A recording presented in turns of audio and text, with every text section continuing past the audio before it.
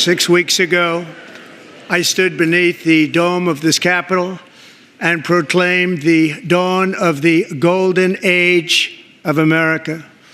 From that moment on, it has been nothing but swift and unrelenting action to usher in the greatest and most successful era in the history of our country. We have accomplished more in 43 days than most administrations accomplished in 4 years or 8 years, and we are just getting started.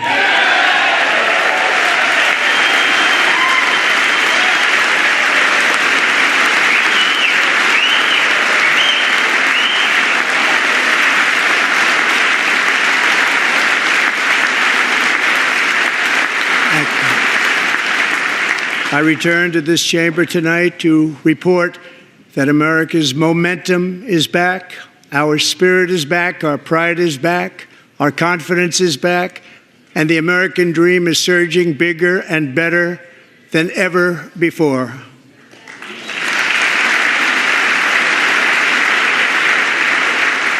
The American dream is unstoppable, and our country is on the verge of a comeback, the likes of which the world has never witnessed and perhaps will never witness again. There's never been anything like it. The presidential election of November 5th was a mandate like has not been seen in many decades. We won all 7 swing states, giving us an electoral college victory of 312 votes.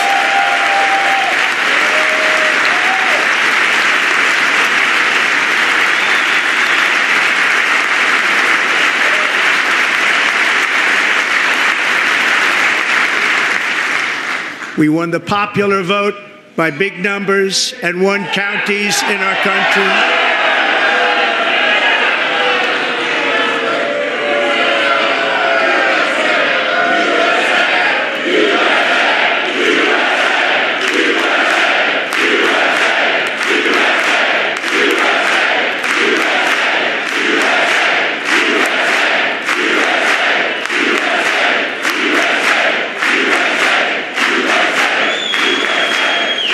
Counties in our country, 2,700 to 525, on a map that reads almost completely red for Republican.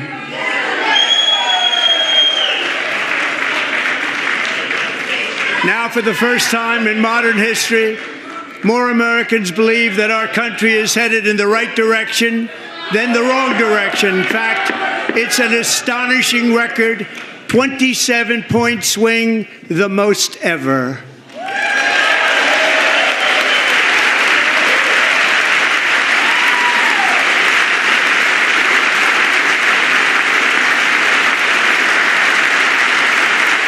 Likewise, small business optimism saw its single largest one-month gain ever recorded, a 41-point jump.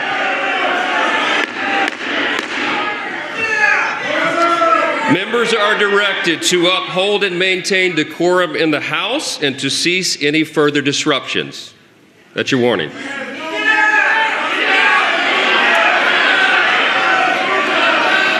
Members are engaging in willful and continuing breach of decorum, and the chair is prepared to direct the Sergeant-at-Arms to restore order to the joint session.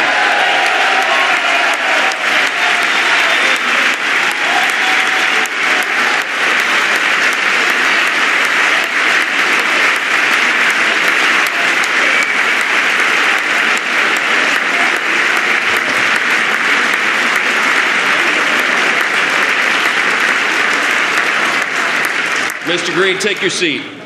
Take your seat, sir. Take your seat. Finding that members continue to engage in willful and concerted disruption of proper decorum, the chair now directs the Sergeant-at-Arms to restore order. Remove this gentleman from the chamber.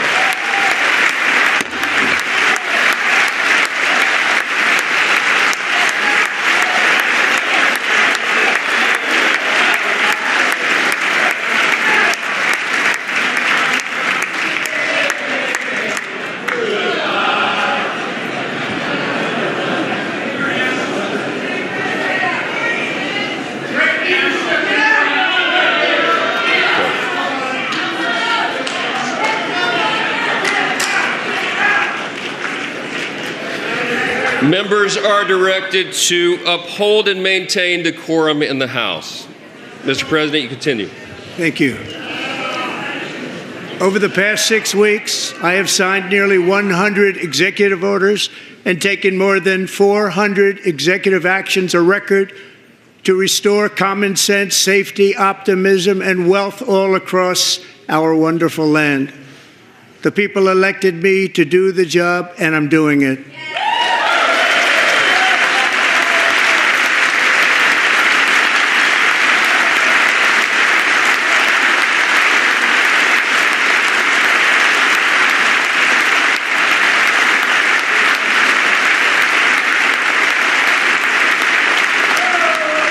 In fact, it has been stated by many that the first month of our presidency, it's our presidency, is the most successful in the history of our nation. By many.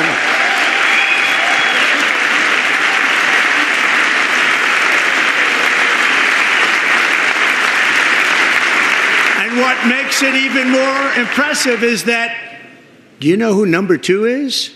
George Washington. How about that? How about that? I don't know about that list, but we'll take it.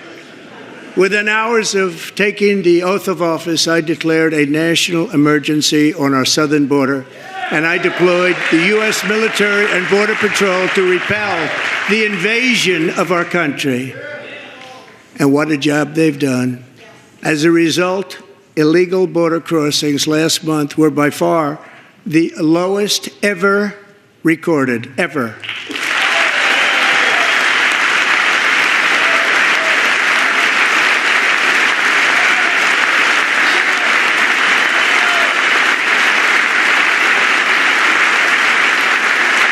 They heard my words and they chose not to come. Much easier that way. In comparison, under Joe Biden, the worst president in American history, there were hundreds of thousands of illegal crossings a month, and virtually all of them, including murderers, drug dealers, gang members, and people from mental institutions and insane asylums, were released into our country. Who would want to do that?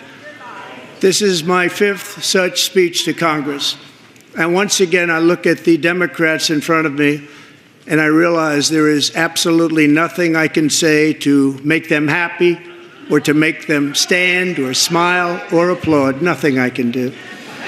I could find a cure to the most devastating disease, a disease that would wipe out entire nations, or announce the answers to the greatest economy in history, or the stoppage of crime to the lowest levels ever recorded.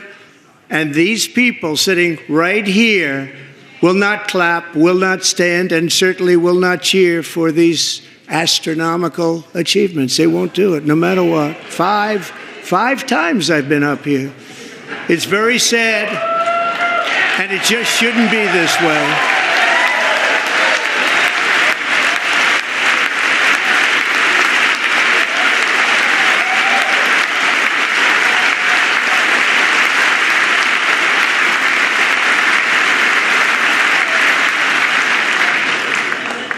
So Democrats sitting before me, for just this one night, why not join us in celebrating so many incredible wins for America? For the good of our nation, let's work together and let's truly make America great again.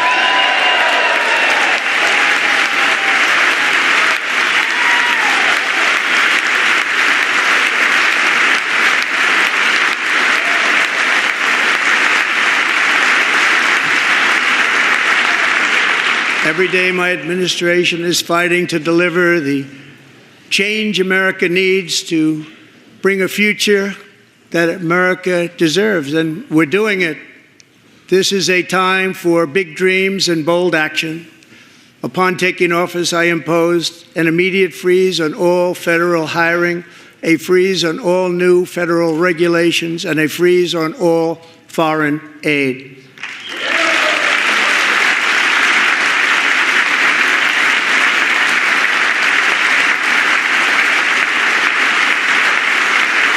I terminated the ridiculous Green New Scam.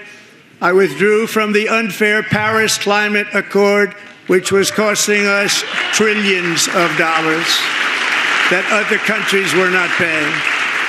I withdrew from the corrupt World Health Organization.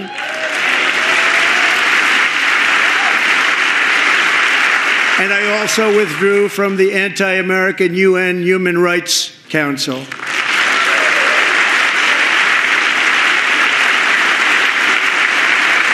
We ended all of Biden's environmental restrictions that were making our country far less safe and totally unaffordable.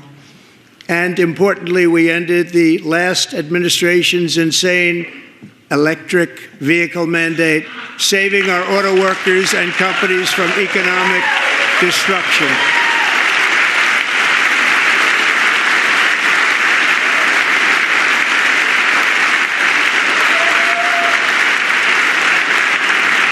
To unshackle our economy, I have directed that for every one new regulation, 10 old regulations must be eliminated, just like I did in my very successful first term.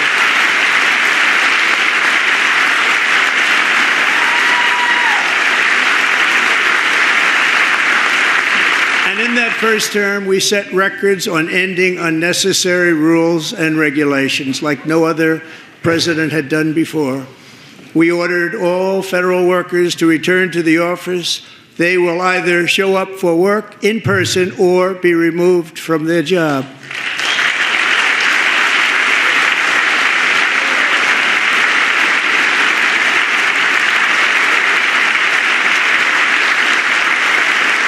And we have ended weaponized government where, as an example, a sitting president is allowed to viciously prosecute his political opponent, like me. How did that work out? Not too good. Not too good.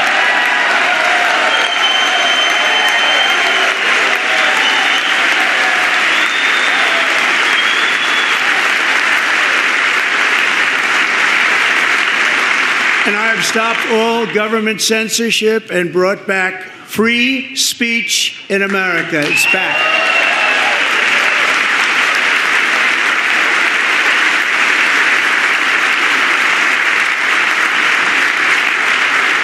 And 2 days ago, I signed an order making English the official language of the United States of America.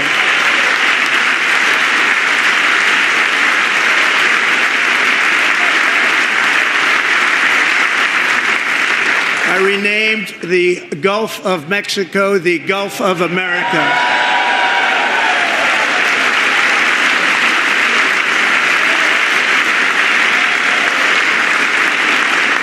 And likewise, I renamed, for a great president, William McKinley, Mount McKinley again.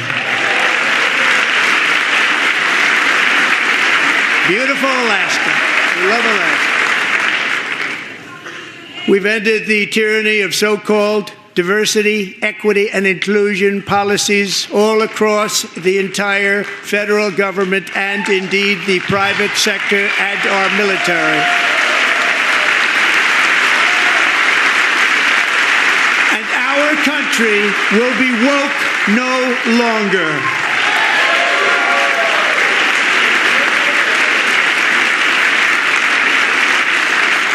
We believe that whether you are a doctor, an accountant, a lawyer, or an air traffic controller, you should be hired and promoted based on skill and competence, not race or gender.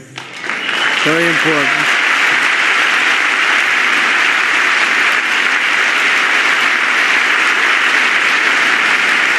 You should be hired based on merit. And the Supreme Court, in a brave and very powerful decision, has allowed us to do so. Thank you. Thank you very much. Thank you. We have removed the poison of critical race theory from our public schools, and I signed an order making it the official policy of the United States government that there are only two genders, male and female.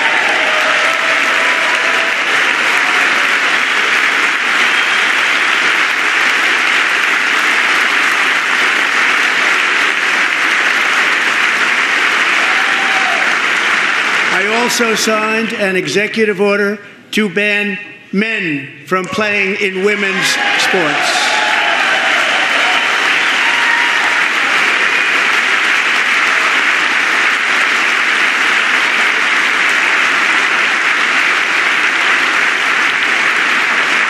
Years ago, Peyton McNabb was an all-star high school athlete, one of the best, preparing for a future in college sports.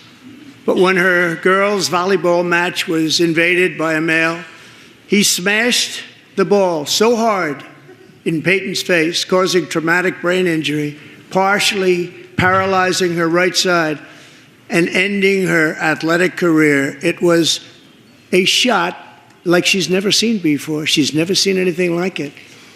Peyton is here tonight in the gallery, and Peyton, from now on, schools will kick the men off the girls' team, or they will lose all federal funding.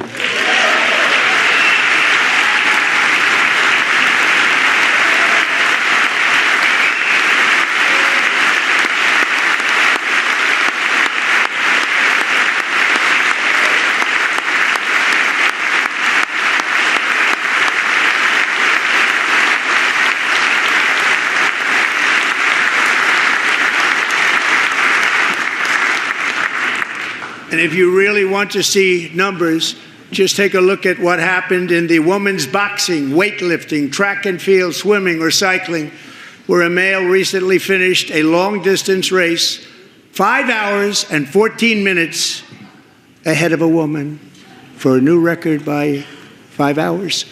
Broke the record by 5 hours. It's demeaning for women, and it's very bad for our country. We're not going to put up with it any longer.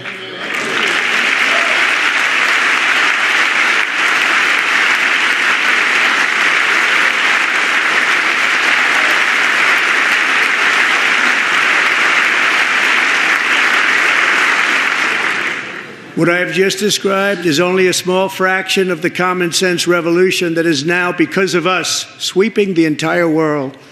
Common sense has become a common theme, and we will never go back. Never. Never going to let that happen. Among my very highest priorities is to rescue our economy and get dramatic and immediate relief to working families. As you know, we inherited from the last administration an economic catastrophe and an inflation nightmare. Their policies drove up energy prices, pushed up grocery costs, and drove the necessities of life out of reach for millions and millions of Americans. They've never had anything like it. We suffered the worst inflation in 48 years, but perhaps even in the history of our country. They're not sure.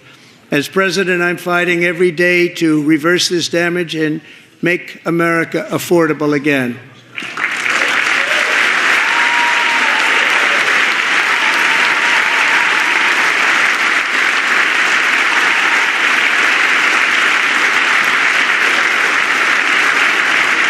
Joe Biden especially let the price of eggs get out of control.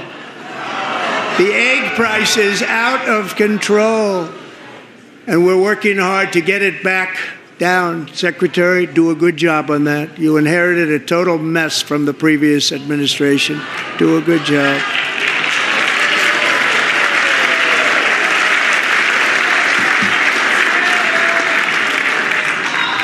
A major focus of our fight to defeat inflation is rapidly reducing the cost of energy. The previous administration cut the number of new oil and gas leases by 95%, slowed pipeline construction to a halt, and closed more than 100 power plants. We are opening up many of those power plants right now.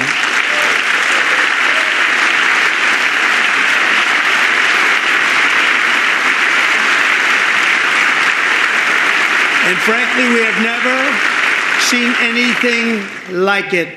That's why on my first day in office, I declared a national energy emergency. As you've heard me say many times, we have more liquid gold under our feet than any nation on earth, and by far. And now I fully authorize the most talented team ever assembled to go and get it. It's called Drill, Baby, Drill.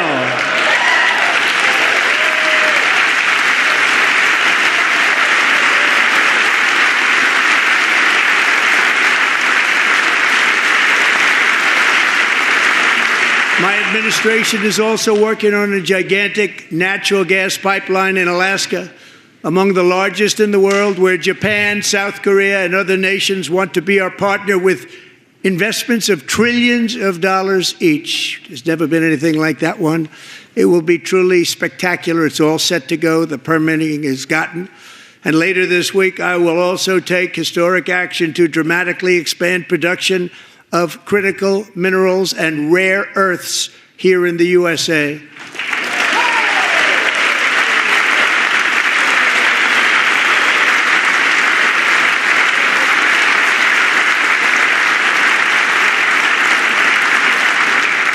To further combat inflation, we will not only be reducing the cost of energy, but will be ending the flagrant waste of taxpayer dollars.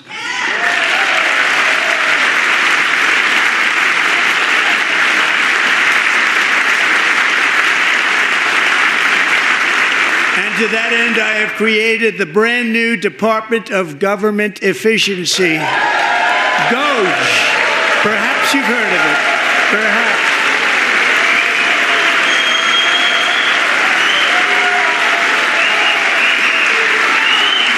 Which is headed by Elon Musk, who is in the gallery tonight.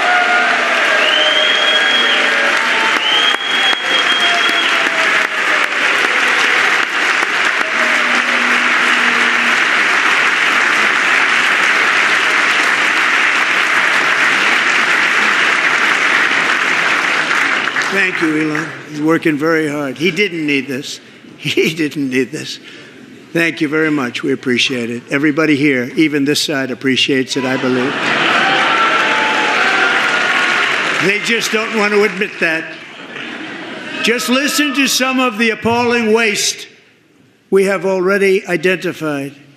$22 billion from HHS to provide free housing and cars for illegal aliens. $45 million for diversity, equity, and inclusion scholarships in Burma. $40 million to improve the social and economic inclusion of sedentary migrants. Nobody knows what that is. $8 million to promote LGBTQI+ in the African nation of Lesotho, which nobody has ever heard of. $60 million for indigenous peoples and Afro-Colombian empowerment in Central America. $60 million. $8 million for making mice transgender. This is real. $32 million for a left-wing propaganda operation in Moldova. $10 million for male circumcision in Mozambique. $20 million for the Arab Sesame Street in the Middle East. It's a program. $20 million for a program. $1.9 billion to recently created Decarbonization of Homes Committee, headed up, and we know she's involved. Just at the last moment, the money was passed over by a woman named Stacey Abrams. Have you ever heard of her? A $3.5 million consulting contract for lavish fish monitoring. $1.5 million for voter confidence in Liberia. $14 million for social cohesion in Mali. $59 million for illegal alien hotel rooms in New York City. He's a real estate developer. He's done very well. $250,000 to increase vegan local climate action innovation in Zambia. $42 million for social and behavior change in Uganda. $14 million for improving public procurement in Serbia. $47 million for improving learning outcomes in Asia. Asia's doing very well with learning. We know what we're doing. We should use it ourselves. And $101 million for DEI contracts at the Department of Education, the most ever paid, nothing even like it. Under the Trump administration, all of these scams, and they're far worse, but I didn't think it was appropriate to talk about them. They're so bad. Many more have been found out and exposed and swiftly terminated by a group of very intelligent, mostly young people, headed up by Elon, and we appreciate it. We found hundreds of billions of dollars of fraud.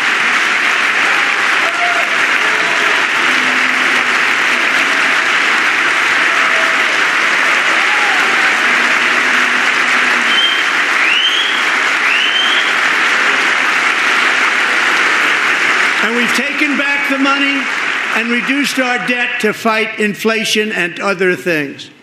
Taking back a lot of that money. We got it just in time. This is just the beginning. The Government Accountability Office, a federal government office, has estimated annual fraud of over $500 billion in our nation, and we are working very hard to stop it. We're going to. We're also identifying shocking levels of incompetence and probable fraud in the Social Security program for our seniors, and that our seniors and people that we love rely on.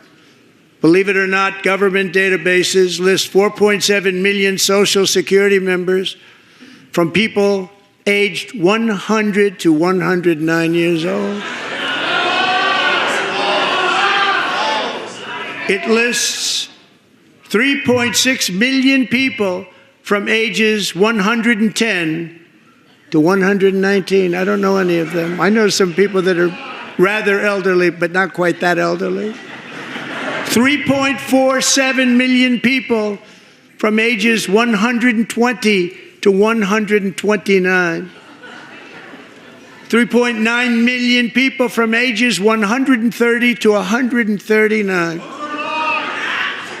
3.5 million people from ages 140 to 149. And money is being paid to many of them, and we're searching right now. In fact, Pam, good luck. Good luck. You're going to find it.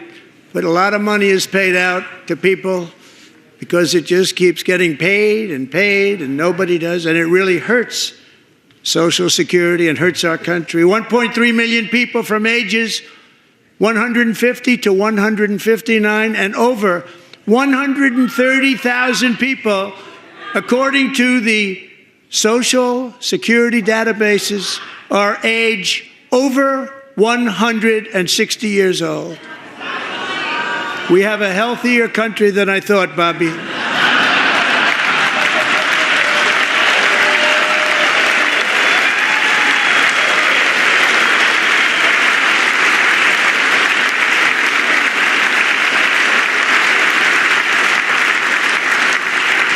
Including, to finish, 1,039 people between the ages of 220 and 229, one person between the age of 240 and 249, and one person is listed at 360 years of age.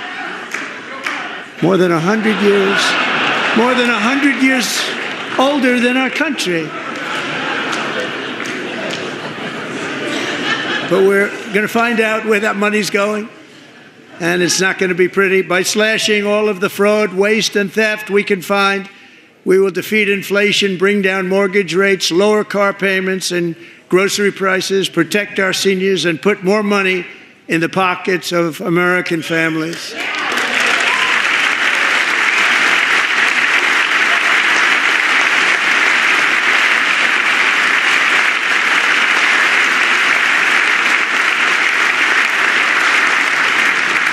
And today, interest rates took a beautiful drop, big, beautiful drop. It's about time. And in the near future, I want to do what has not been done in 24 years, balance the federal budget. We're going to balance it.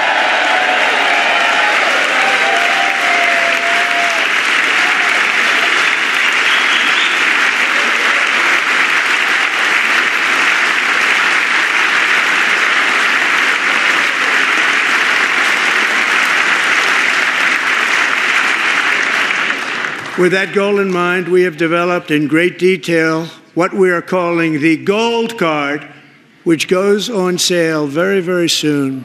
For $5 million, we will allow the most successful job-creating people from all over the world to buy a path to U.S. citizenship. It's like the green card, but better and more sophisticated. And these people will have to pay tax in our country. They won't have to pay tax from where they came. The money that they've made, you wouldn't want to do that, but they have to pay tax, create jobs. They'll also be taking people out of colleges and paying for them so that we can keep them in our country instead of having them being forced out.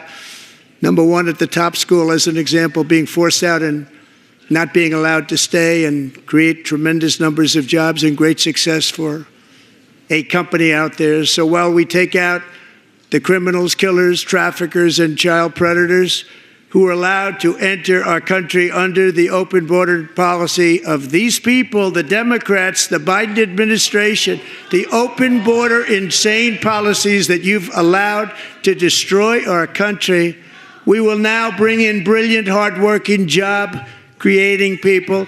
They're going to pay a lot of money, and we're going to reduce our debt with that money.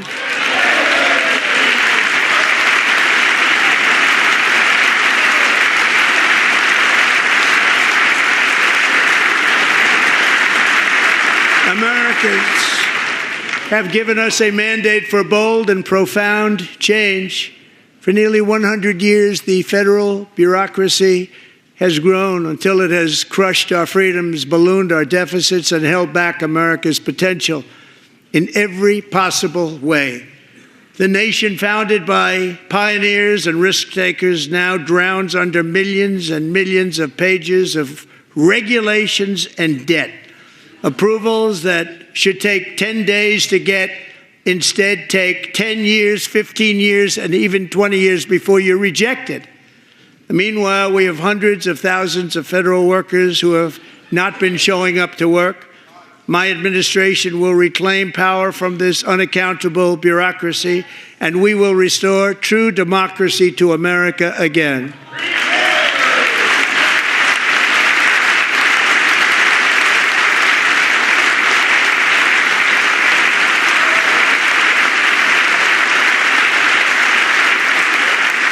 Any federal bureaucrat who resists this change will be removed from office immediately. Because we are draining the swamp. It's very simple. And the days of rule by unelected bureaucrats are over.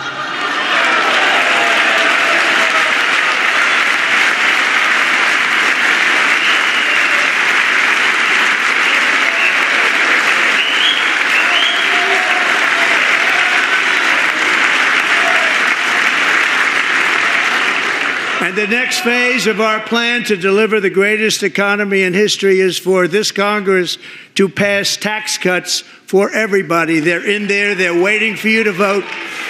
And I'm sure that the people on my right, I don't mean the Republican right, but my right here, I'm sure you're going to vote for those tax cuts, because otherwise I don't believe the people will ever vote you into office. So I'm doing you a big favor by telling you that. But I know this group is going to be voting for the tax.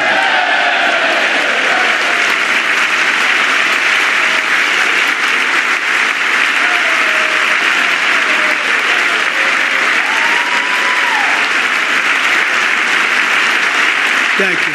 It's a very, very big part of our plan. We had tremendous success in our first term with it. A very big part of our plan. We're seeking permanent income tax cuts all across the board. And to get urgently needed relief to Americans hit especially hard by inflation, I'm calling for no tax on tips, no tax on overtime, and no tax on Social Security benefits for our great seniors.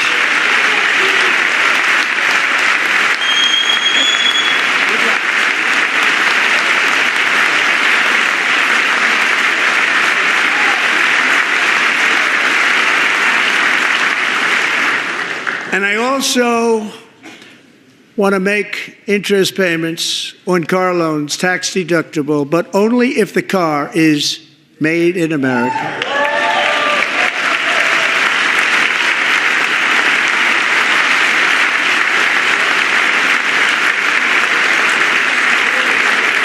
And by the way, we're going to have growth in the auto industry like nobody's ever seen. Plants are opening up all over the place. Deals are being made. Never seen. That's a combination of the election win and tariffs. It's a beautiful word, isn't it? That, along with our other policies, will allow our auto industry to absolutely boom. It's going to boom. Spoke to the majors today, all three, the top people, and they're so excited. In fact, already numerous car companies have announced that they will be building massive automobile plants in America, with Honda just announcing a new plant in Indiana, one of the largest anywhere in the world.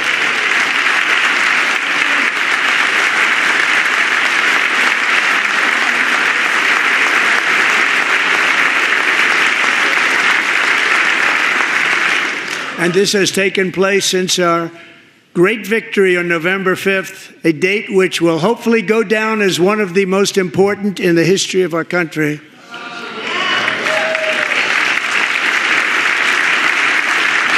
In addition, as part of our tax cuts, we want to cut taxes on domestic production and all manufacturing. And just as we did before, we will provide 100% expensing. It will be retroactive to January 20th, 2025, and it was one of the main reasons why our tax cuts were so successful in our first term, giving us the most successful economy in the history of our country. First term. We had a great first term.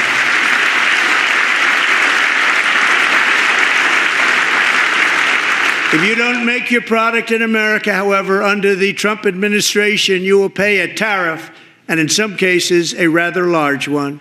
Other countries have used tariffs against us for decades, and now it's our turn to start using them against those other countries.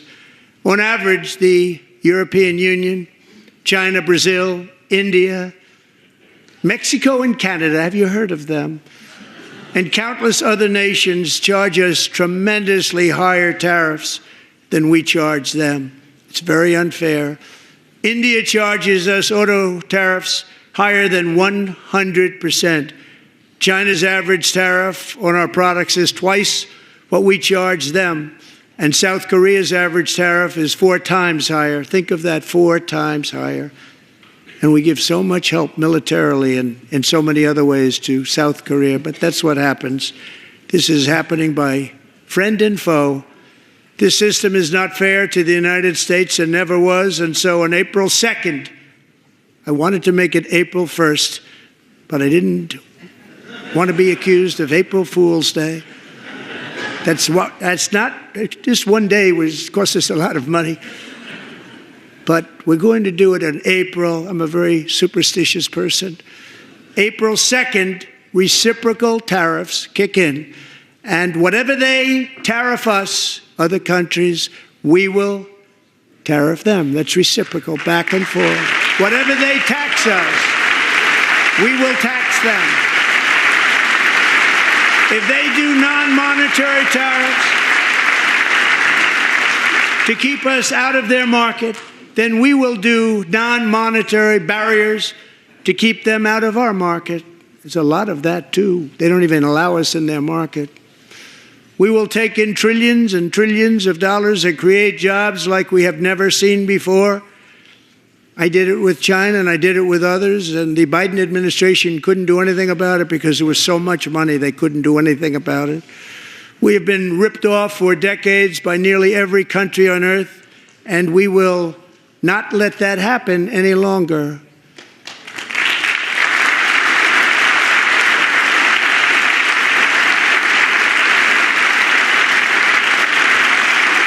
Much has been said over the last 3 months about Mexico and Canada, but we have very large deficits with both of them. But even more importantly, they've allowed fentanyl to come into our country at levels never seen before, killing hundreds of thousands of our citizens and many very young, beautiful people, destroying families.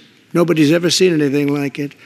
They are, in effect, receiving subsidies of hundreds of billions of dollars. We pay subsidies to Canada and to Mexico of hundreds of billions of dollars, and the United States will not be doing that any longer. We're not going to do it any longer.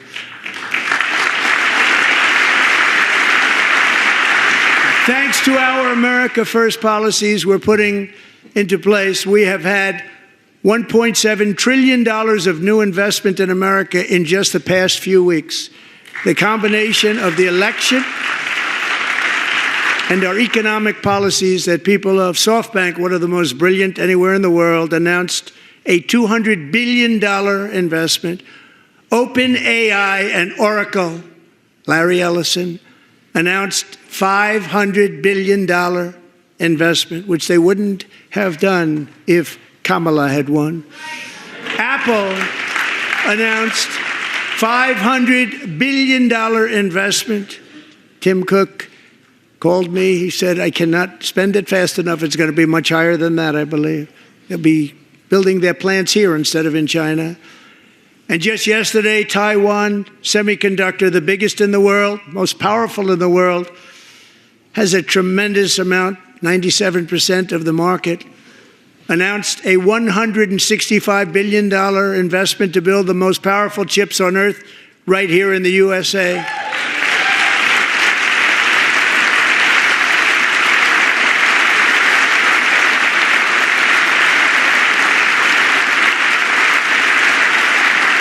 And we're not giving them any money. Your CHIPS Act is a horrible, horrible thing. We give hundreds of billions of dollars, and it doesn't mean a thing. They take our money and they don't spend it.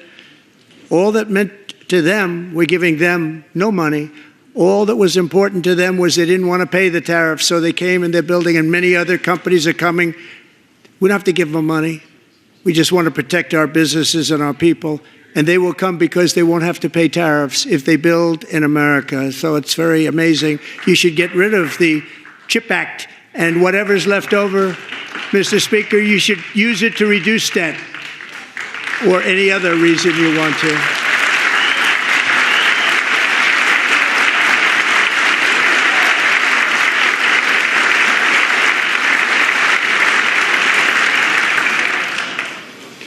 Our new trade policy will also be great for the American farmer. I love the farmer. Who will now be selling into our home market, the USA, because nobody is going to be able to compete with you. Because there's goods that come in from other countries and companies. They're really in a bad position in so many different ways. They're uninspected. They may be very dirty and disgusting, and they come in and they pour in, and they hurt our American farmers. The tariffs will go on agricultural product coming into America, and our farmers, starting on April 2nd, it may be a little bit of an adjustment period. We had that before when I made the deal with China, $50 billion of purchases, and I said, just bear with me, and they did. They did. Probably have to bear with me again, and this will be even better. That was great. The problem with it was that Biden didn't enforce it. He didn't enforce it. $50 billion of purchases, and we were doing great, but Biden did not enforce it, and it hurt our farmers. But our farmers are going to have a field day right now. So to our farmers, have a lot of fun. I love you too. I love you too. It's all going to happen.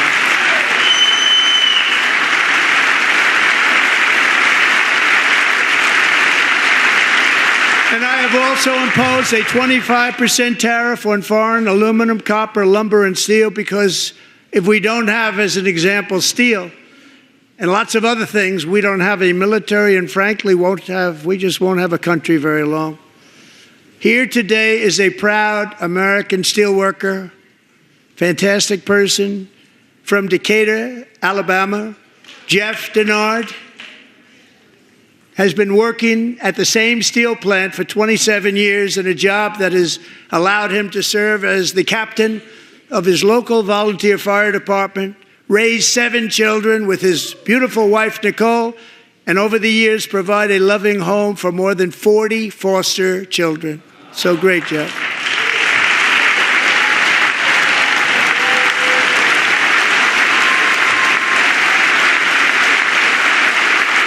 Thank you, Jeff. Thank you, Jeff.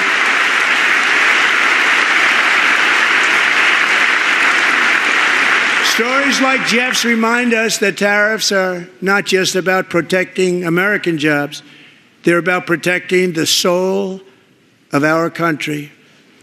Tariffs are about making America rich again and making America great again, and it's happening, and it will happen rather quickly. There'll be a little disturbance, but we're okay with that. It won't be much. No, you're not. Oh. And look where Biden took us, very low, the lowest we've ever been. Jeff, I want to thank you very much, and I also want to recognize another person who has devoted herself to foster care community. She works so hard on it. A very loving person, our magnificent First Lady of the United States.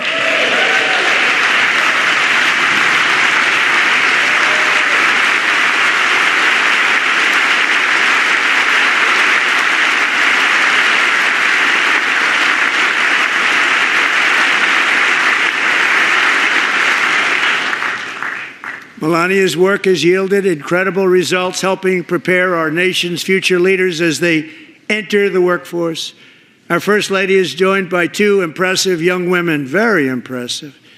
Haley Ferguson, who benefited from the First Lady's Fostering the Future initiative and is poised to complete her education and become a teacher. And Elliston Berry, who became a victim of an illicit deepfake image produced by a peer. With Elliston's help, the Senate just passed the Take It Down Act, and this is so important. Thank you very much, John. John Thune, thank you. Stand up, John. Thank you, John.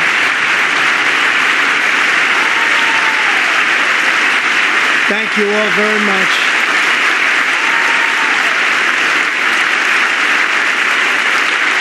Thank you. And thank you to John Thune and the Senate. Great job. To criminalize the publication of such images online is a terrible, terrible thing. And once it passes the House, I look forward to signing that bill into law. Thank you.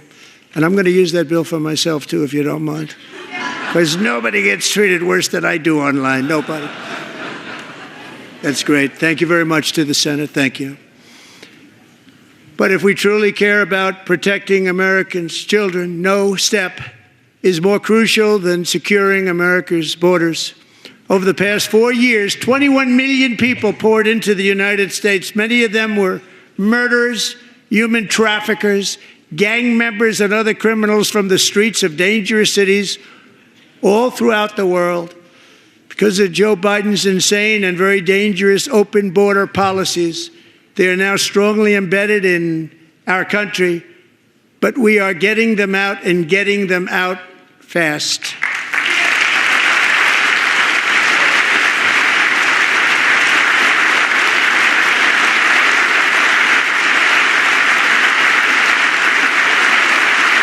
And I want to thank Tom Homan and Christy. I want to thank you and Paul of Border Patrol.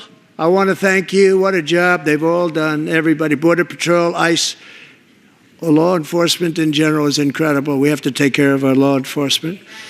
Have to.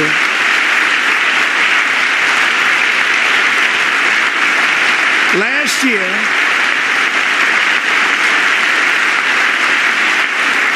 a brilliant 22-year-old nursing student named Laken Riley, the best in her class, admired by everybody, went out for a jog on the campus of the University of Georgia. That morning, Laken was viciously attacked, assaulted, beaten, brutalized, and horrifically murdered.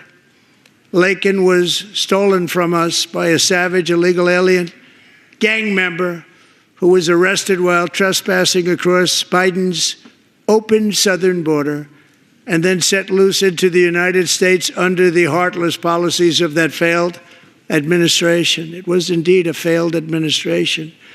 He had then been arrested and released in a Democrat-run sanctuary city, a disaster, before ending the life of this beautiful young angel. With us this evening are Laken's beloved mother, Allison, and her sister, Lauren.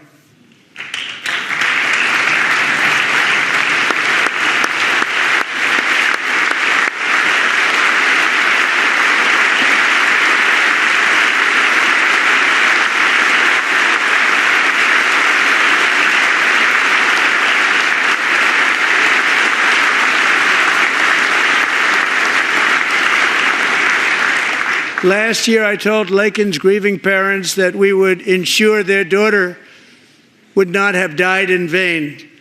That's why the very first bill I signed into law as your 47th president mandates the detention of all dangerous criminal aliens who threaten public safety. It's a very strong, powerful act.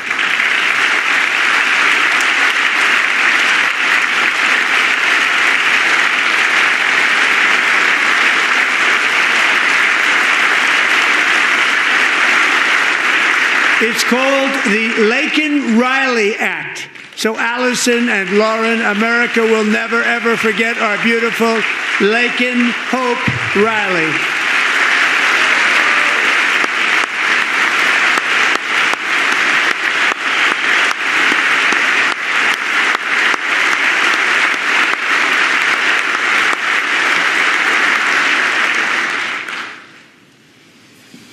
Thank you very much. Since taking office, my administration has launched the most sweeping border and immigration crackdown in American history, and we quickly achieved the lowest numbers of illegal border crossers ever recorded. Thank you.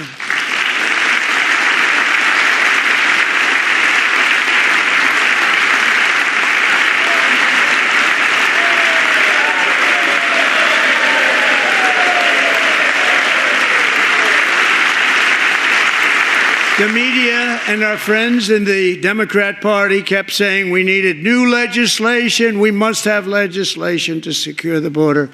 But it turned out that all we really needed was a new president.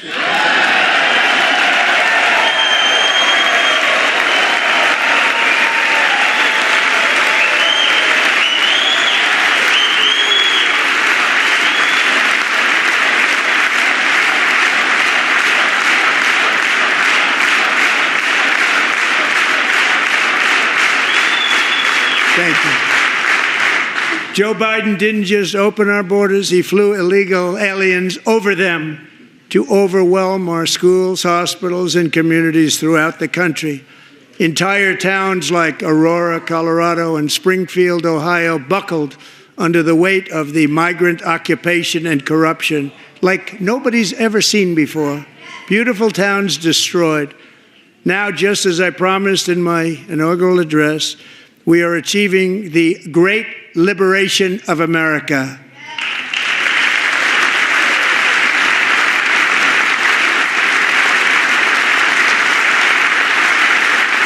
But there still is much work to be done. Here tonight is a woman I have gotten to know, Alexis Nungari from Houston. Wonderful woman. Last June, Alexis's 12-year-old daughter, her precious Jocelyn, walked to a nearby convenience store. She was kidnapped, tied up, assaulted for 2 hours under a bridge, and horrifically murdered. Arrested and charged with this heinous crime are two illegal alien monsters from Venezuela, released into America by the last administration through their ridiculous open border. The death of this beautiful 12-year-old girl and the agony of her mother and family touched our entire nation greatly. Alexis, I promised that we would always remember your daughter, your magnificent daughter, and earlier tonight I signed an order keeping my word to you. One thing I have learned about Jocelyn is that she loved animals so much. She loved nature. Across Galveston Bay, from where Jocelyn lived in Houston, you will find a magnificent national wildlife refuge, a pristine, peaceful, 34,000-acre sanctuary for all of God's creatures on the edge of the Gulf of America. Alexis, moments ago, I formally renamed that refuge in loving memory of your beautiful daughter, Jocelyn. So, Mr. Vice President, if you would, may I have the order?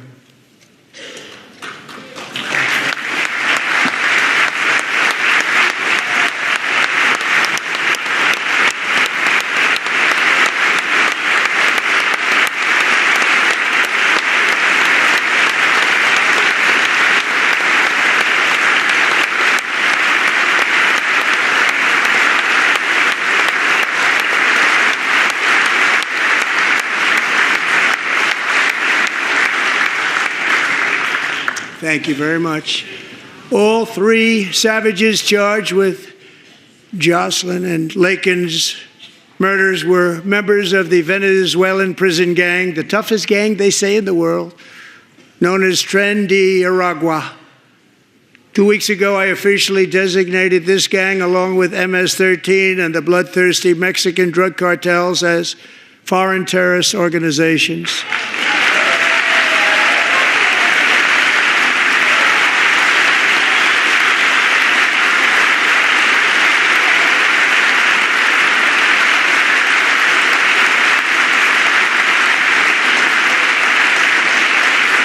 They are now officially in the same category as ISIS, and that's not good for them. Countless thousands of these terrorists were welcomed into the U.S. by the Biden administration. But now every last one will be rounded up and forcibly removed from our country, or, if they're too dangerous, put in jails, standing trial in this country, because we don't want them to come back ever. With us this evening is a warrior on the front lines of that battle, Border Patrol Agent Roberto Ortiz. Great guy.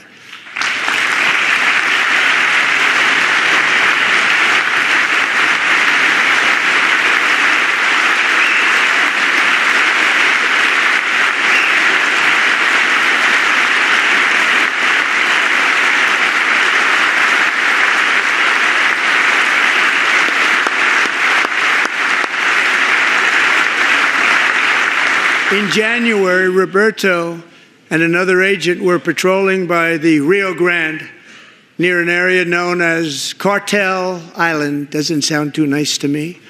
When heavily armed gunmen started shooting at them, Roberto saw that his partner was totally exposed, at great danger, and he leapt into action, returning fire and providing crucial seconds for his fellow agent to seek safety, just barely. I have some of the prints of that event, and it was not good. Agent Ortiz, we salute you for your great courage and for your line of fire that you took and for the bravery that you showed. We honor you, and we will always honor you. Thank you, Roberto, very much.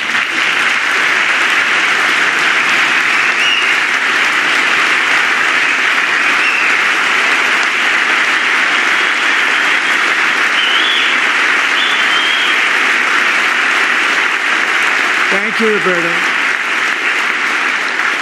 And I actually got to know him on my many calls to the border. He's a great, great gentleman. The territory to the immediate south of our border is now dominated entirely by criminal cartels that murder, rape, torture, and exercise total control. They have total control over a whole nation, posing a grave threat to our national security. The cartels are waging war on America, and it's time for America to wage war on the cartels, which we are doing.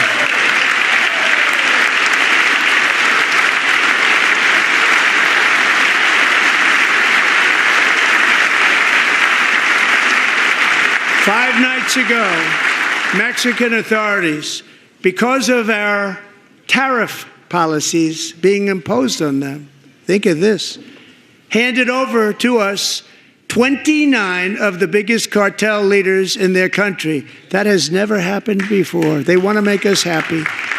First time ever. But we need Mexico and Canada to do much more than they've done, and they have to stop the fentanyl and drugs pouring into the USA. They're going to stop it.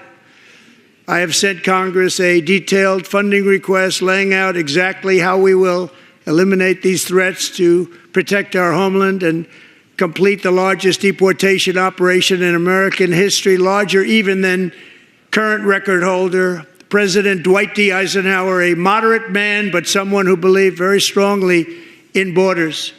Americans expect Congress to send me this funding without delay so I can sign it into law. So, Mr. Speaker, John Thune, both of you, I hope you're going to be able to do that, Mr. Speaker. Thank you. Mr. Leader, thank you. Thank you very much. And let's get it to me. I'll sign it so fast, you won't even believe it.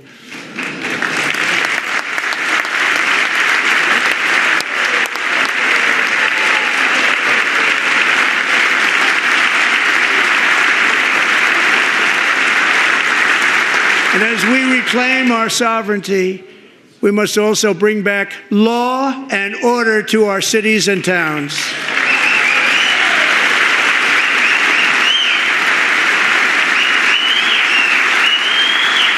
In recent years, our justice system has been turned upside down by radical left lunatics. Many jurisdictions virtually ceased enforcing the law against dangerous repeat offenders while weaponizing law enforcement against political opponents like me. My administration has acted swiftly and decisively to restore fair, equal, and impartial justice under the constitutional rule of law, starting at the FBI and the DOJ. Pam, good luck. Cash, wherever you may be, good luck. Good luck. Pam Bondi, good luck. So important. Going to do a great job. Cash, thank you. Thank you, Cash.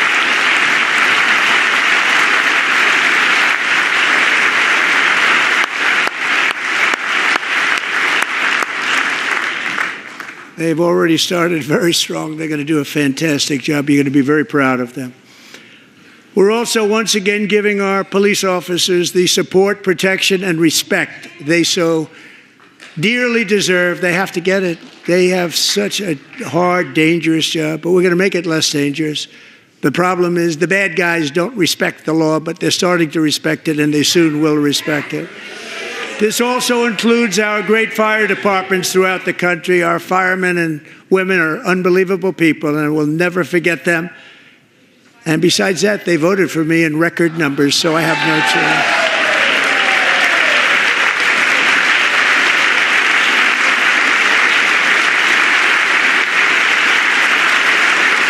1 year ago this month, 31-year-old New York police officer Jonathan Diller, unbelievably wonderful person and a great officer, was gunned down at a traffic stop on Long Island. I went to his funeral. The vicious criminal charged with his murder had 21 prior arrests, and they were rough arrests, too. He was a real bad one. The thug in the seat next to him had 14 prior arrests and went by the name of Killer. He was Killer. He killed other people, they say, a lot of them. I attended Officer Diller's service, and when I met his wife and one-year-old son, Ryan, it was very inspirational, actually. His widow's name is Stephanie, and she is here tonight. Stephanie, thank you very much, Stephanie. Thank you very much.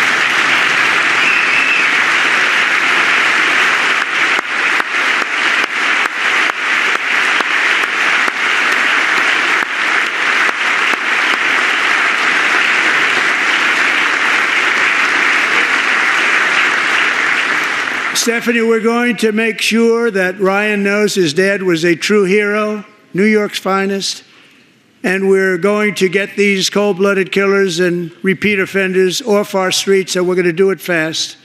Got to stop it. They get out with 28 arrests. They push people into subway trains. They hit people over the head, back of the head with baseball bats. We got to get them out of here. I've already signed an executive order requiring a mandatory death penalty for anyone who murders a police officer, and tonight I'm asking Congress to pass that policy into permanent law.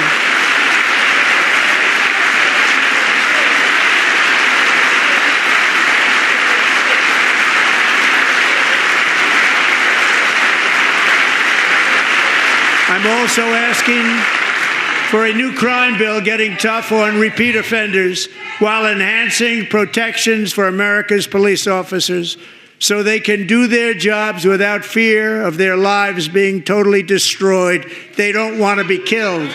We're not going to let them be killed. Joining us in the gallery tonight is a young man who truly loves our police. His name is DJ Daniel. He is 13 years old, and he has always dreamed of becoming a police officer.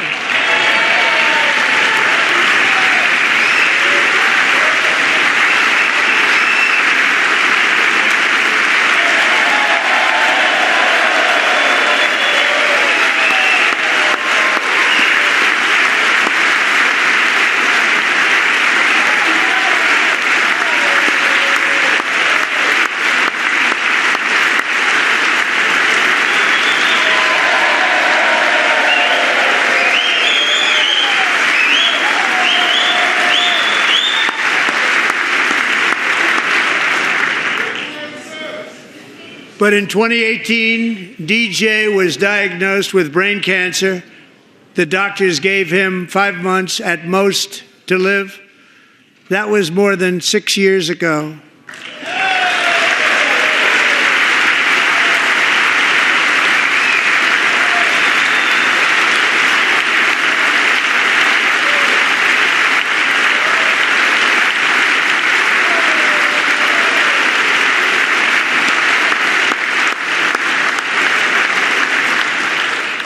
Since that time, DJ and his dad have been on a quest to make his dream come true, and DJ has been sworn in as an honorary law enforcement officer, actually a number of times. The police love him, the police departments love him. And tonight, DJ, we're going to do you the biggest honor of them all. I am asking our new Secret Service Director, Sean Curran, to officially make you an agent of the United States Secret Service.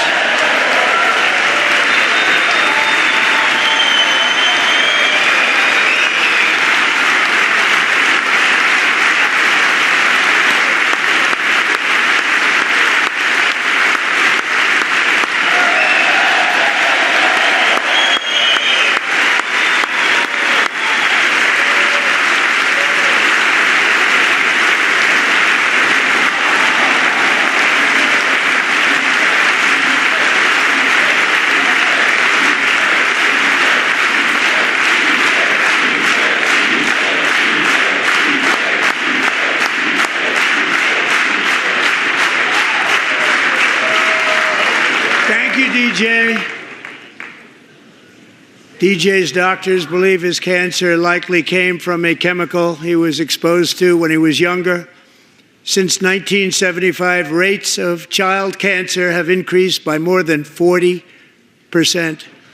Reversing this trend is one of the top priorities for our new presidential commission to make America healthy again, chaired by our new Secretary of Health and Human Services, Robert F. Kennedy, Jr.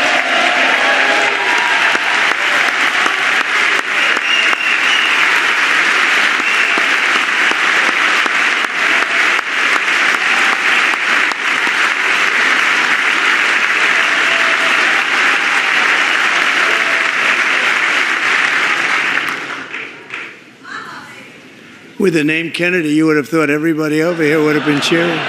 How quickly they forget. Our goal is to get toxins out of our environment, poisons out of our food supply, and keep our children healthy and strong.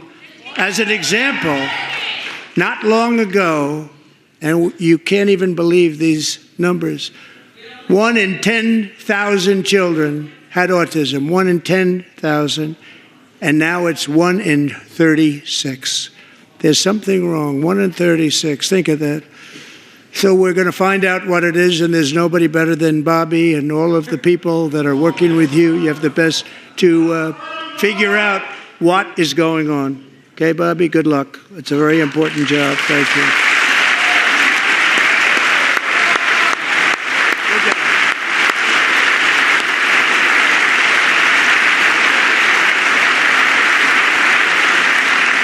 Thank you. My administration is also working to protect our children from toxic ideologies in our schools. A few years ago, January Littlejohn and her husband discovered that their daughter's school had secretly socially transitioned their 13-year-old little girl. Teachers and administrators conspired to deceive January and her husband while encouraging her daughter to use a new name and pronouns. They, them pronoun, actually, all without telling January, who is here tonight and is now a courageous advocate against this form of child abuse. January, thank you. Thank you. Thank you very much.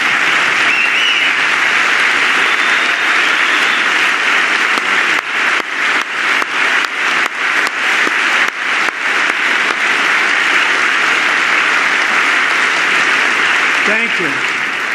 Stories like this are why, shortly after taking office, I signed an executive order banning public schools from indoctrinating our children with transgender ideology.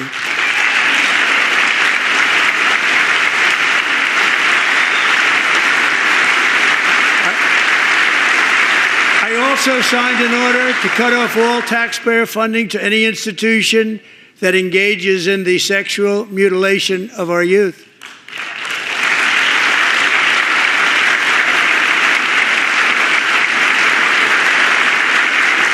And now I want Congress to pass a bill permanently banning and criminalizing sex changes on children and forever ending the lie that any child is trapped in the wrong body.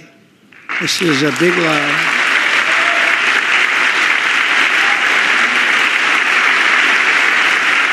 And our message to every child in America is that you are perfect exactly the way God made you.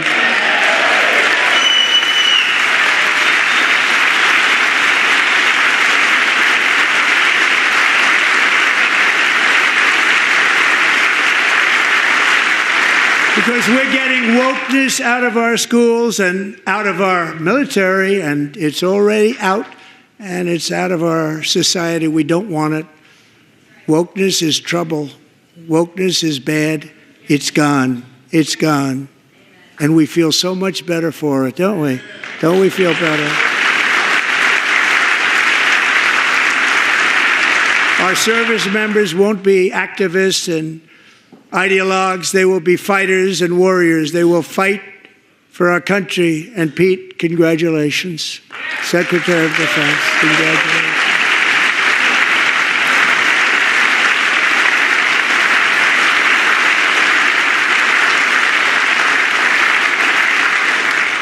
And he's not big into the woke movement, I can tell you. I know him well. I am pleased to report that in January, the U.S. Army had its single best recruiting month in 15 years, and that all armed services are having among the best recruiting results ever in the history of our services. What a difference.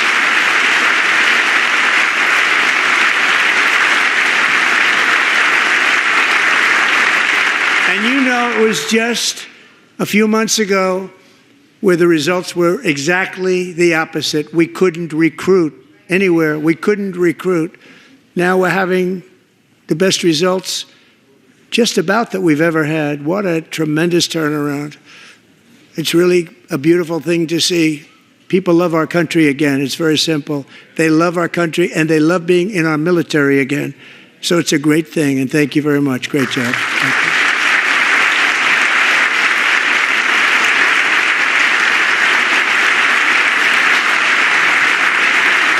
We're joined tonight by a young man, Jason Hartley, who knows the weight of that call of duty. Jason's father, grandfather, and great-grandfather all wore the uniform. Jason tragically lost his dad, who was also a Los Angeles County Sheriff's deputy when he was just a boy, and now he wants to carry on the family legacy of service. Jason is a senior in high school, a six-letter varsity athlete, a really good athlete, they say, a brilliant student with a 4.46, that's good, GPA. And his greatest dream is to attend the U.S. Military Academy at West Point.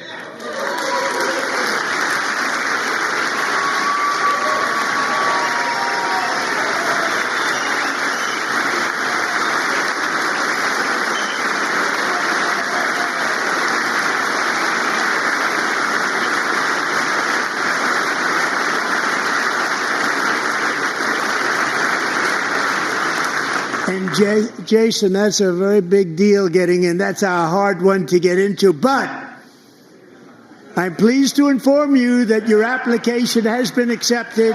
You will soon be joining the Corps of Cadets.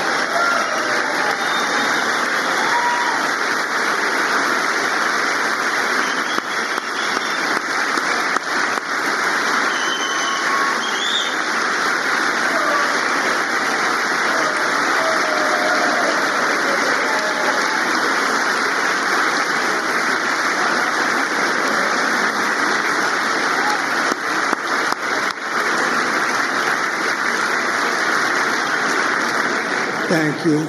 Jason, you're going to be on the long gray line, Jason. As Commander-in-Chief, my focus is on building the most powerful military of the future. As a first step, I'm asking Congress to fund a state-of-the-art Golden Dome missile defense shield to protect our homeland, all made in the USA.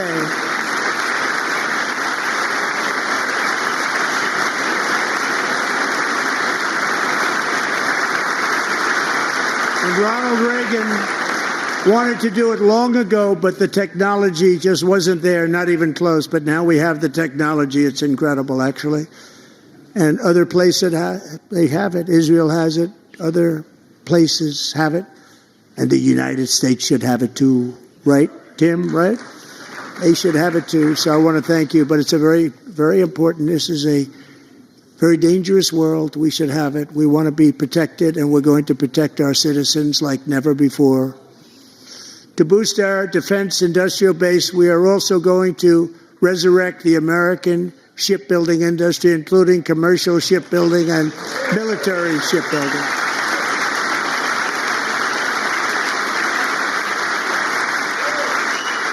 And for that purpose, I am announcing tonight that we will create a new Office of Shipbuilding in the White House and offer special tax incentives to bring this industry home to America where it belongs. We used to make so many ships.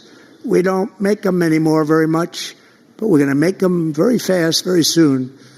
It will have a huge impact. To further enhance our national security, my administration will be reclaiming the Panama Canal, and we've already started doing it.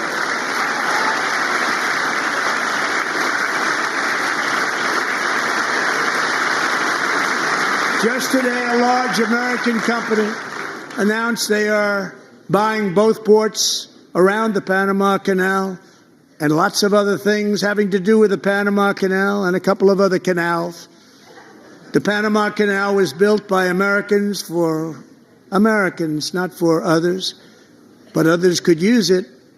But it was built at tremendous cost of American blood and treasure. 38,000 workers died building the Panama Canal.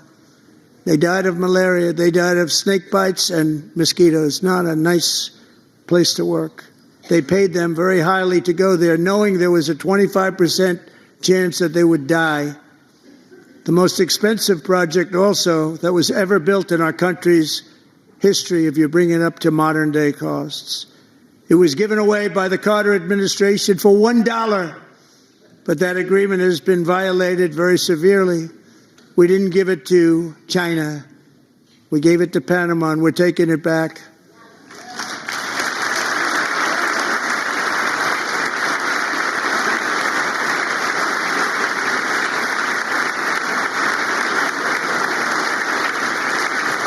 And we have Marco Rubio in charge. Good luck, Marco. Now, we know who to blame if anything goes wrong. Marco's been amazing, and he's going to do a great job. Think of it. He got 100 votes. You know, he was approved with actually 99, but the 100th was this gentleman, and I feel very certain. So let's assume he got 100 votes, and I'm either very, very happy about that or I'm very concerned about it. But he's already proven. I mean, he's a great gentleman. He's respected by everybody, and we appreciate you voting for Marco. He's going to do a fantastic job. Thank you. Thank you. He's doing a great job. Great job. And I also have a message tonight for the incredible people of Greenland. We strongly support your right to determine your own future. And if you choose, we welcome you into the United States of America. We need Greenland for national security and even international security, and we're working with everybody involved to try and get it. But we need it really for international world security, and I think we're going to get it. One way or the other, we're going to get it. We will keep you safe. We will make you rich, and together we will take Greenland to heights like you have never thought possible before. It's a very small population, but very, very large piece of land and very, very important for military security. America is once again standing strong against the forces of radical Islamic terrorism. 3.5 years ago, ISIS terrorists killed 13 American service members and countless others in the Abbey Gate bombing during the disastrous and incompetent withdrawal from Afghanistan. Not that they were withdrawing, it was the way they withdrew. Perhaps the most embarrassing moment in the history of our country. Tonight, I am pleased to announce that we have just apprehended the top terrorist responsible for that atrocity, and he is right now on his way here to face the swift sword of American justice.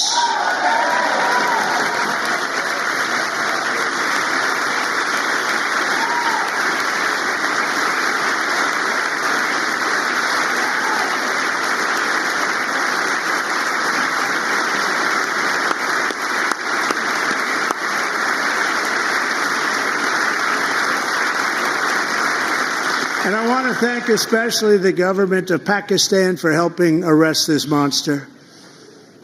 This was a very momentous day for those 13 families who I actually got to know very well, most of them, whose children were murdered, and the many people that were so badly, over 42 people, so badly injured on that fateful day in Afghanistan. What a horrible day. Such incompetence was shown.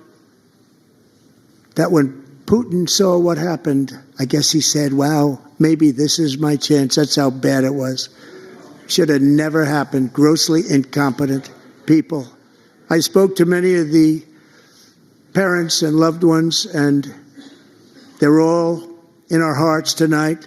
Just spoke to them on the phone. We had a big call. Every one of them called, and everybody was on the line, and they did nothing but cry with happiness. They were very happy, as happy as you can be under those circumstances. Their child, brother, sister, son, daughter was killed for no reason whatsoever. In the Middle East, we're bringing back our hostages from Gaza. In my first term, we achieved one of the most groundbreaking peace agreements in generations, the Abraham Accords.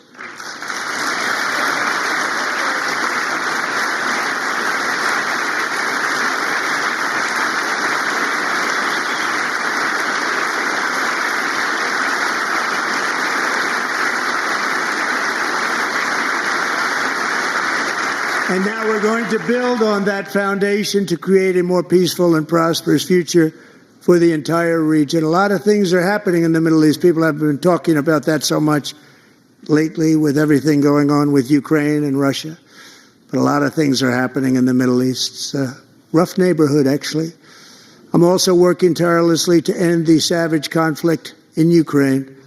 Millions of Ukrainians and Russians have been needlessly killed or wounded in this horrific and brutal conflict with no end in sight.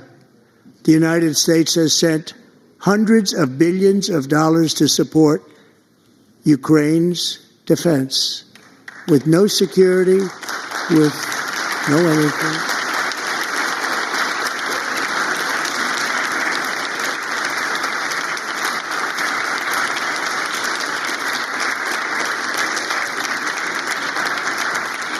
Do you want to keep it going for another 5 years? Yeah, you would say Pocahontas says yes.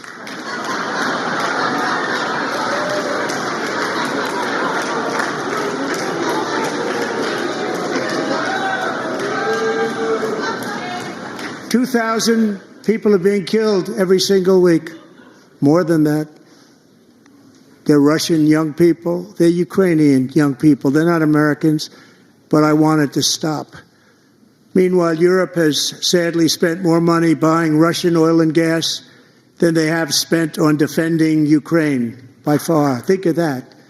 They've spent more buying Russian oil and gas than they have defending. And we've spent perhaps $350 billion, like taking candy from a baby. That's what happened. And they've spent $100 billion. What a difference that is. And we have an ocean separating us, and they don't.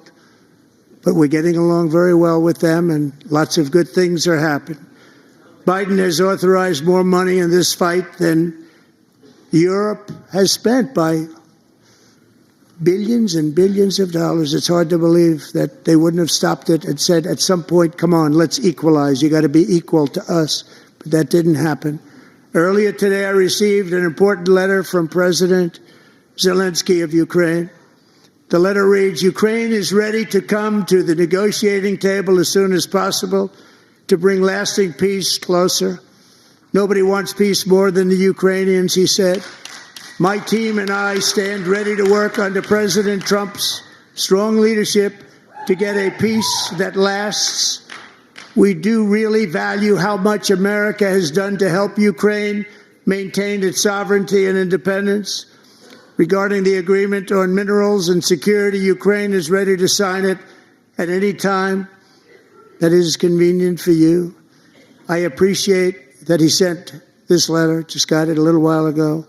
Simultaneously, we've had serious discussions with Russia and have received strong signals that they are ready for peace. Wouldn't that be beautiful? Wouldn't that be beautiful?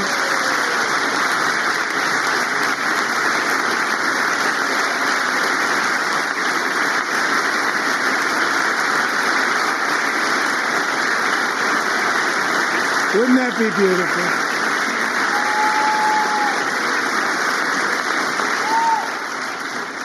It's time to stop this madness. It's time to halt the killing. It's time to end this senseless war. If you want to end wars, you have to talk to both sides. Nearly 4 years ago, amid rising tensions, a history teacher named Mark Fogel was detained in Russia and sentenced to 14 years in a penal colony. Rough stuff. The previous administration barely lifted a finger to help him. They knew he was innocent, but they had no idea where to begin. But last summer, I promised his 95-year-old mother, Malphine, that we would bring her boy safely back home. After 22 days in office, I did just that, and they are here tonight.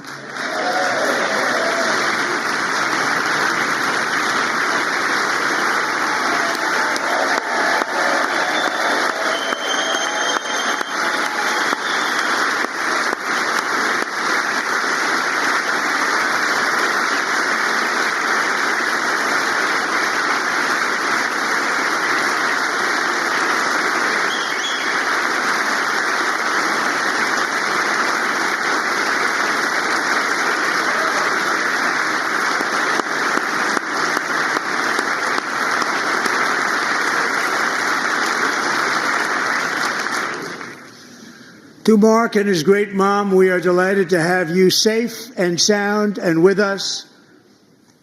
As fate would have it, Mark Fogel was born in a small rural town in Butler, Pennsylvania. Have you heard of it? Where his mother has lived for the past 78 years. I just happened to go there last July 13th for a rally. That was not pleasant. And that is where I met his beautiful mom right before I walked onto that stage. And I told her I would not forget what she said about her son. And I never did I? Never forgot. Less than 10 minutes later, at that same rally, gunfire rang out and a sick and deranged assassin unloaded 8 bullets from his sniper's perch into a crowd of many thousands of people. My life was saved by a fraction of an inch, but some were not so lucky. Corey Comparator was a firefighter, a veteran, a Christian, a husband, a devoted father, and above all, a protector. When the sound of gunshots pierced the air, it was a horrible sound. Corey knew instantly what it was and what to do.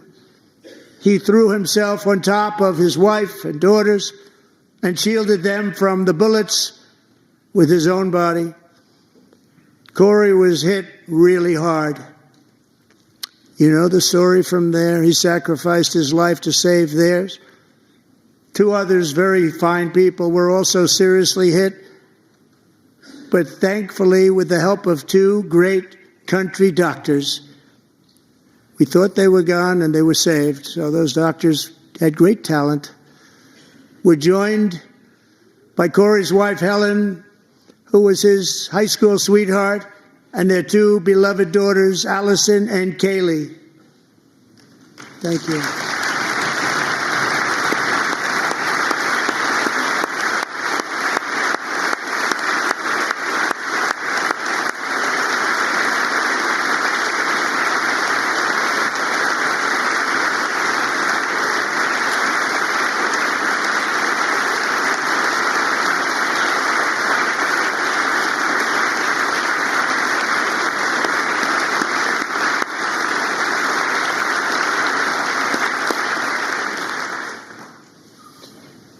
To Helen, Allison, and Kaylee, Corey is looking down on his three beautiful ladies right now, and he is cheering you on. He loves you. He is cheering you on. Corey was taken from us much too soon, but his destiny was to leave us all with a shining example of the selfless devotion of a true American patriot. It was love like Corey's that built our country, and it's love like Corey's that is going to make our country more majestic than ever before. I believe that my life was saved that day in Butler for a very good reason. I was saved by God to make America great again. I believe that. Thank you. Thank you.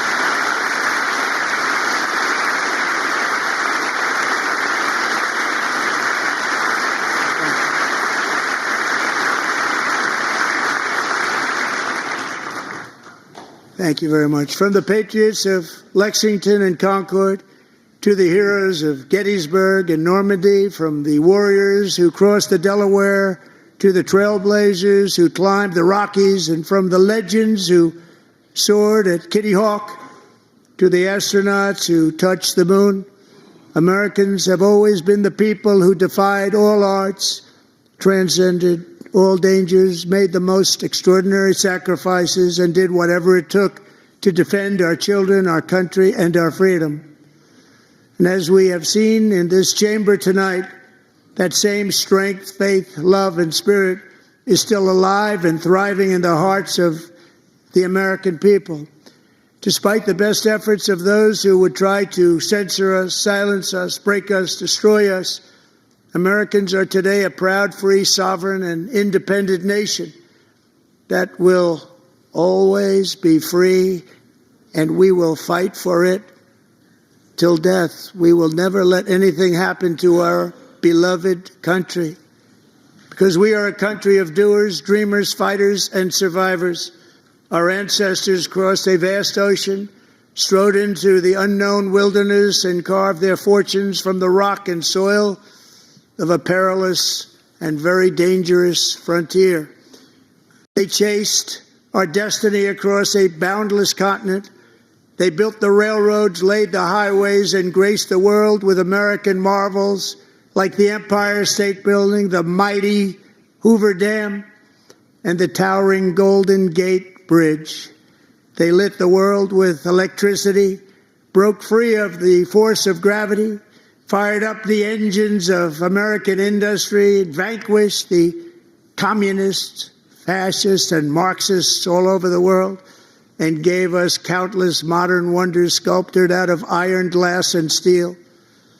We stand on the shoulders of these pioneers who won and built the modern age, these workers who poured their sweat into the skylines of our cities, these warriors who shed their blood on fields of battle and gave everything they had for our rights and for our freedom.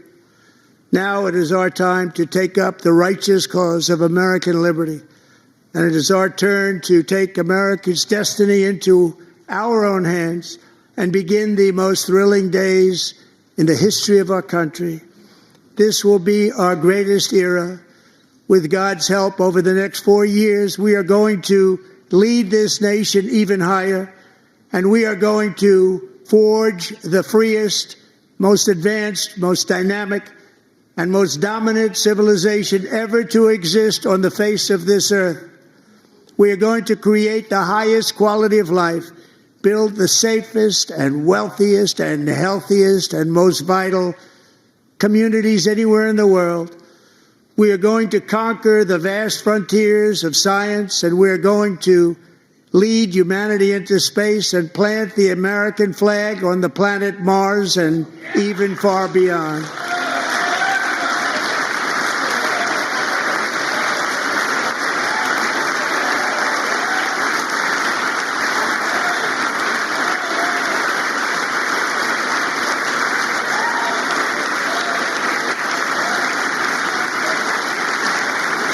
And through it all, we are going to rediscover the unstoppable power of the American spirit.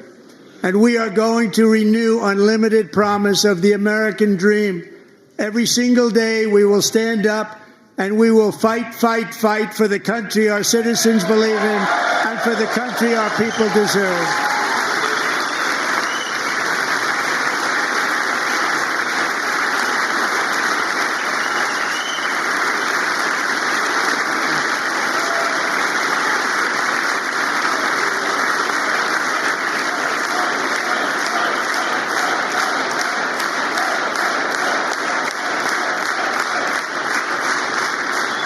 My fellow Americans, get ready for an incredible future, because the golden age of America has only just begun. It will be like nothing that has ever been seen before. Thank you, God bless you, and God bless America.